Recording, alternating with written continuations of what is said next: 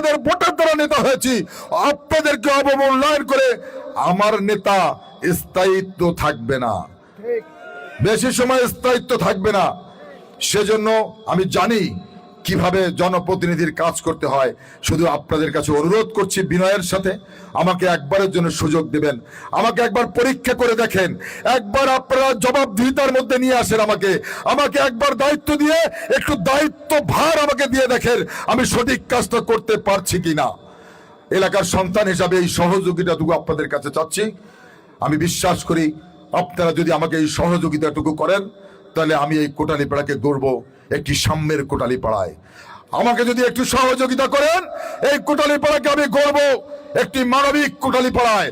আমাকে যদি একটু সহযোগিতা করেন, এই কোটালীপাড়াকে আমি গড়ব একটি অসাম্প্রদায়িক কোটালীপাড়ায়।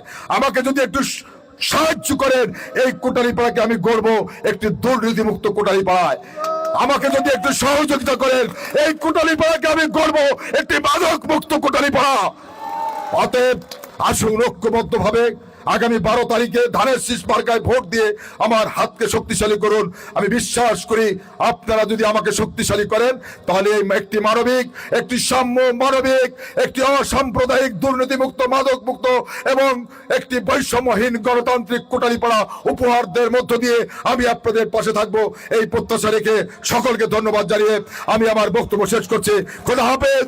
বাংলাদেশ জিন্দাবাদ, জাতীয়তাবাদী দল জিন্দাবাদ, শহীদ জিয়া অমর হোক, দেশনেত্রী বেগম খালেদা জিয়া জিন্দাবাদ, বিএনপির চেয়ারম্যান আগামী রাষ্ট্রনায়ক জনাব তারেক রহমান জিন্দাবাদ জিন্দাবাদ, ধানের শীষ জিন্দাবাদ, ধানের শীষ জিন্দাবাদ, ধানের শীষ জিন্দাবাদ।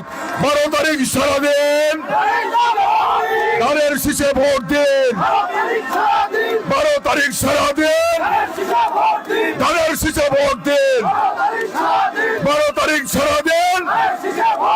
ধন্যবাদ সকলকে।